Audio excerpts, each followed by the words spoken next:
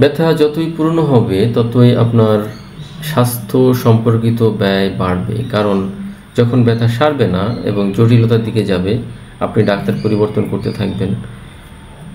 যখন আপনি ডাক্তার পরিবর্তন করবেন, ডাক্তাররা নতুন নতুন টেস্ট দিবে, নতুন নতুন ঔষধ দিবে বা ওষুধ পরিবর্তন করবে, আপনাকে নতুন ঔষধের দিকে যেতে হবে, নতুন ওষুধ কিনতে হবে, নতুন টেস্ট করতে হবে। এর ফলে সামগ্রিকভাবে আপনার খরচের পরিমাণটা অনেক বেড়ে যাবে।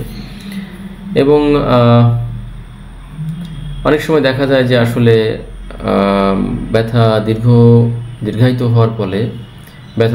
হওয়ার ফলে আপনাকে অপ্রয়োজনীয় সার্জারির দিকেও যেতে হতে পারে। হয়তো এই জন্য অপ্রয়োজনীয় বলা হচ্ছে যে যদি আপনি সময় মতো পদক্ষেপ নিতেন তাহলে এই ব্যথাটা প্রথম দিকেই অল্প সময়ের মধ্যে সেরে ফেলা সম্ভব হতো, কিন্তু আপনার অবহেলার জন্য এটা একটা বড় ধরনের সমস্যার দিকে আপনাকে ধাবিত করবে বা সমস্যার দিকে ফেলে দিবে।